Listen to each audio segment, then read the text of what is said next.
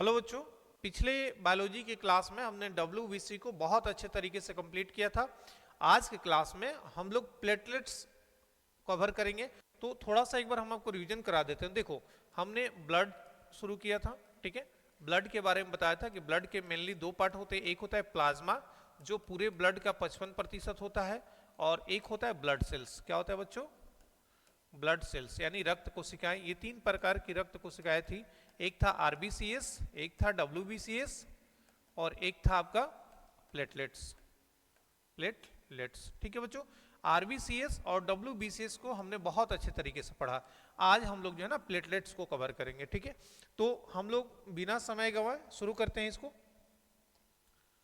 चलो देखो बच्चों, प्लेटलेट्स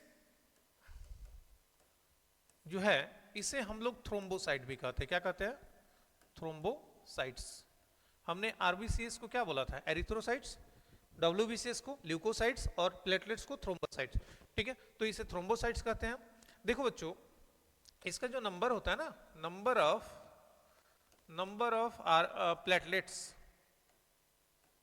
मतलब खून में इनकी संख्या कितनी होती है। तो देखो, ये 1.5 लाख से ना 4 लाख, 1.5 लाख से 4 लाख लगभग 100 mm³ ब्लड में ये पाए जाते हैं। मतलब 1.5 लाख से 4 लाख 100 mm³ ब्लड लोगे, 100 mm³ ब्लड में 1.5 लाख से 4 लाख इनकी संख्या आपको मिलेगी। देखो, ये बनते हैं जैसे सारे ब्लड सेल्स बन रहे थे ना बोन मैरो में, तो ये भी बोन मैरो में बनेंगे। बोन मैरो यानी कि अस्थि मज्जा में। कहाँ बनेंगे? अस्थि मज्जा में, ठीक है। ये जब बने हैं तो मरेंगे भी, तो कहाँ मरेंगे? तो ये मरते हैं स्प्लीन, यानी हिंदी में बोले तो प्लीहा में। कहाँ मरेंगे? प्लीहा में, ठीक है। तो थ्रोम्बो प्लेटलेट्स को थ्रोम्बोसाइट कहते हैं। इनकी संख्या 1.5 लाख से 4 लाख 100 mm³ ब्लड में होती है। बनेगा बोन मैरो में, मरेगा स्प्लीन में, ठीक है बच्चों। उसके अलावा इनका जो फंक्शन होता है ना, कि क्या काम होता है, ठीक है, काम क्या होता है, तो इसका मेन काम होता है ब्लड क्लटिंग का, खून को जमाने का। ब्लड क्लटिंग, कहीं भी आपका कट उठ जाता है ना, हाथ में जैसे कट गया तो कुछ समय के बाद ब्लड निकलना क्या होता है? बंद हो जाता है, ठीक है। तो वो ब्लड क्लटिंग का काम कौन करता है? प्लेटलेट्स करता है। तो खून को जमाना, क्या काम होता है? खून को जमाना, ठीक है। चलो अब देखो, अगर प्लेटलेट्स शरीर में ज्यादा हो जाए, शरीर में प्लेटलेट्स की संख्या ज्यादा हो जाए, तो देखो प्लेटलेट्स का काम क्या है? खून को जमाना। तो अगर इनकी संख्या ब्लड में ज्यादा बढ़ जाए तो क्या होगा? खून जम जाएगा ना, तो ब्लड क्लटिंग हो जाएगा। तो ज्यादा अगर ज्यादा प्लेटलेट्स की संख्या ब्लड में बढ़े तो कौन सी बीमारी होगी? ब्लड क्लटिंग हो जाएगा। और देखो, अगर डेफिशिएंसी हो जाए, मतलब अगर इनकी संख्या कम हो जाए, डेफिशिएंसी ऑफ प्लेटलेट्स, अगर इसकी संख्या कम हो जाए तो एक बीमारी होती है, देखो, जिसको बोलते हैं हेमो हेमो हेमोरिज, ठीक है। हेमोरिज बोलते हैं, HEMORRHAG, हेमोरिज। मतलब नक्सीर बीमारी समझते हो? नक्सीर का मतलब होता है नाक से खून आना। कभी कभी गर्मी में अचानक अपने आप नाक से खून आना शुरू हो जाता है, यानी कि आपके शरीर में प्लेटलेट्स की संख्या क्या हुई है? कम हो गई है।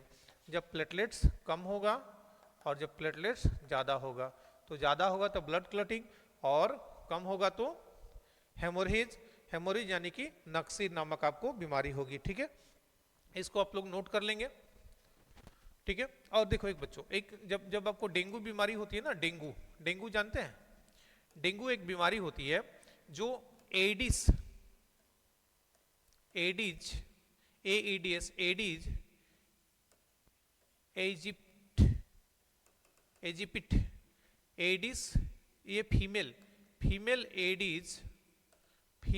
एडिज एजिप्ट, ये एक मच्छर होता है। मादा एडिज एजिप्ट मच्छर के काटने से डेंगू वायरस फैलता है।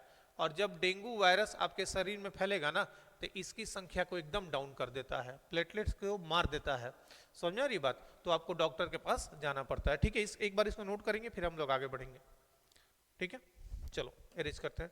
देखो बच्चों, हमने WBC जब हमने आपको पढ़ाया था, तो उसमें एक पॉइंट था जिसको हम लोगों ने बोला था टी लिम्फोसाइट लिम्फोसाइट्स। देखो टी लिम्फोसाइट के कई प्रकार होते हैं, T1 lymphocyte, T2 lymphocyte, T4 lymphocyte, T3 lymphocyte, T4 lymphocyte, T5 lymphocyte. उसमें हमने आपको बताया था कि T4 ना बहुत मेन होता है, और जब आपको HIV होगा ना, HIV यानी एड्स की बीमारी आपको होगा, तो ये क्या करता है, T4 WBC को ही तो मारता है ना, ठीक है। और जब T4 मर जाएगा तो आपके शरीर में कुछ भी खाइएगा, कुछ भी होगा, शरीर आपका बर्दाश्त नहीं करेगा, धीरे धीरे आपका शरीर कमजोर होते होते होते एक दिन आपकी मृत्यु हो जाएगी। तो देखो इसे टी लिम्फोसाइट क्यों कहते हैं, तो देखो एक थाइमस ग्लैंड होता है। कौन सा ग्लैंड बच्चों, थाइमस ग्लैंड। ये थाइमस ग्लैंड जो होता है ना, ये थाइमस ग्लैंड होता है, ये थाइमस ग्लैंड आपका मिलता है कहाँ पे, आपके चेस्ट की हड्डी जो होती है ना, चेस्ट की हड्डी उसके पीछे और हार्ट के ऊपर, हार्ट के ऊपर, ठीक है बच्चों। और ये इसके अंदर ना, थाइमस ग्लैंड के अंदर थाइमोसिन हार्मोन पाया जाता है। कौन सा हार्मोन, थाइमोसिन हार्मोन। यही थाइमोसिन हार्मोन जो होता है ना, T4 WBC को क्या करता है, मैच्योर करता है, ठीक है, एक्टिव रखता है। और आपको बता दें कि थाइमोसिन हार्मोन 12 साल से कम एज के बच्चों में सबसे ज्यादा एक्टिव रहता है। और ये ग्लैंड ना बहुत बड़ा होता है, बच्चों में थाइमस ग्लैंड बहुत बड़ा होता है, और जैसे ही जैसे आप बड़े होते हैं ना, ये सिकुड़ के छोटा हो जाता है। तो कोरोना के समय कोरोना वैक्सीन जो लग रहा था ना, कोरोना वैक्सीन लग रहा था, 12 साल से कम एज के बच्चों को नहीं दिया जा रहा था, क्योंकि उनके अंदर था T4 क्या करता है, आपके शरीर को लड़ने के लायक बनाता है। यानी उस समय आपके शरीर जो है ना, काफी इम्यून सिस्टम काफी एक्टिव होता है। और जैसे जैसे आप बड़े होते हैं, T4 जो होता है ना, यानी आपके थाइमोसिन हार्मोन आपके शरीर में बनना कम हो जाता है, जिसकी वजह से आपका शरीर बीमारियों से लड़ने में क्या होता है, धीरे धीरे असक्षम होते जाता है। इसी वजह से 12 साल से ज्यादा, 18 साल से ज्यादा, 60 साल तक के व्यक्तियों को कोरोना वायरस वैक्सीन दिया गया था, जबकि बच्चों को नहीं दिया गया था। बात समझ आ रही है? चलिए इसको नोट कर लीजिए, फिर हम अगला टॉपिक पढ़ेंगे, ठीक है। चलिए, तो हम आज मेनली क्या पढ़ रहे हैं बच्चों, मेनली हम लोग पढ़ रहे हैं प्लेटलेट्स। क्या पढ़ रहे हैं, प्लेटलेट्स। देखो बच्चों, प्लेटलेट्स का मेन काम क्या है, ब्लड क्लॉटिंग। क्या काम है बच्चों, ब्लड क्लॉटिंग, यानी खून को जमाना, ठीक है, खून को जमाना, ठीक है बच्चों। देखो अब आपको बता दें कि जो खून जमाने वाला सब्सटेंस होता है, वो दो तरीके के सब्सटेंसेस में होते हैं। एक होता है blood clotting substance, blood clotting substance, ठीक है, ब्लड क्लॉटिंग सब्सटेंस, जिनकी संख्या 13 होती है। मतलब ब्लड क्लॉटिंग में 13 ऐसे सब्सटेंस, 13 ऐसे पदार्थ होते हैं जो खून को जमाने का काम करते हैं। जैसे कि फिब्रिन हो गया, 13 नहीं लिखेंगे, कुछ लिख दे रहे हैं, फिब्रिनोजेन हो गया, ये आपको पढ़ना भी नहीं, एग्जाम में नहीं पूछे जाएंगे। थ्रोम्बोप्लास्टिन हो गया, ठीक है। और एक होता है anti blood clotting, anti blood clotting, ठीक है बच्चों। देखो एक ब्लड को क्लॉट करेगा, एक ब्लड को क्लॉट करने से रोकेगा, इसीलिए इसका नाम हो गया एंटी ब्लड क्लॉटिंग सब्सटेंस, ठीक है। तो देखो बच्चों, तो एंटी ब्लड क्लॉटिंग सब्सटेंस जो होता है ना, इसकी संख्या होती है 2। कितने होते हैं बच्चों, 2। इनकी संख्या कितनी होती है, 2। कितनी होती है बच्चों, 2। इनकी संख्या 2 होती है, ठीक है बच्चों। देखो तो एक का जो नाम होता है ना, एक का नाम होता है हिपारिन। क्या होता है, हिपारिन, ठीक है। और एक का नाम होता है हिरुडिन, एक का हिपारिन और एक का हिरुडिन, ठीक है। हिपारिन जो होता है ना बच्चों, हिपारिन ये हमारा शरीर ही बना लेता है। कहां बनता है, लीवर में। हिपारिन कहां बनता है बच्चों, लीवर में बनता है। कहां बनेगा, लीवर में बनेगा। कहां बनेगा, लीवर में।